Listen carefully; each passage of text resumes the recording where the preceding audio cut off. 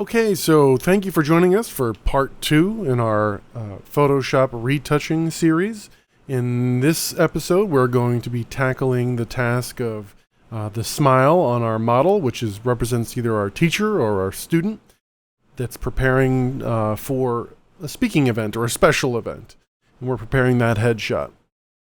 So, if you are ready to get this smile nice and white, stay tuned. We're going to hop right into the photo.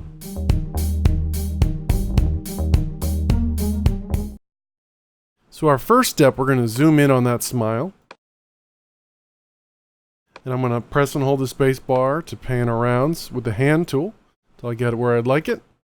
And now what I'm going to do actually is come over to this retouch layer here in my layers panel.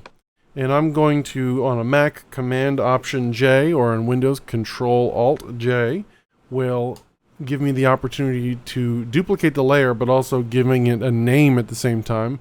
And I'm just going to call this a smile. And we have duplicated our layer. So in a way, we have our layers. This was our retouch without the smile. This is going to be our retouch with the smile. Now, if we take a close look at the teeth, I'll go in and some more even. What we can notice is there's a yellow tint to it. And it's just saturation that we want to pull out for the most part. So what we're going to do is come over to our toolbar here on the left. And see here we have this group. It has the dodge, the burn, and the sponge tool. We want to use the sponge tool. And before we do that, we want to select the teeth so we're not affecting the area around it. And what we'll do is we'll use this quick selection tool. It's right here with the magic wand.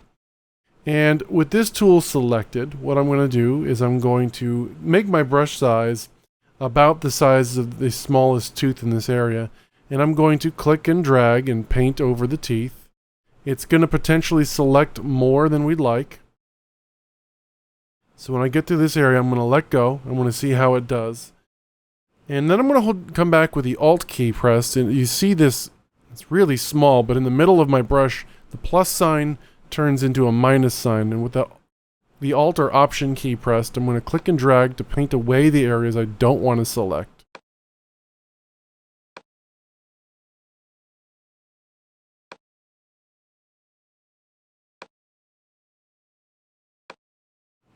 Okay, that's pretty good. Now, with that selected, what I want to do is feather this selection, and I'm going to come up here and choose Select, Modify, Feather, and we can go, anywhere between 2 and 4 pixels.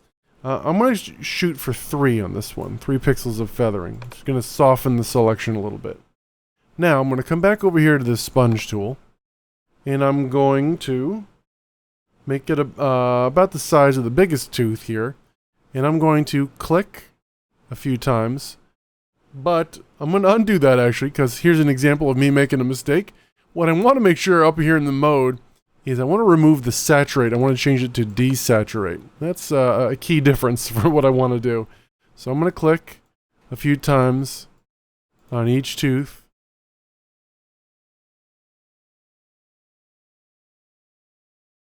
Maybe a little more. Okay.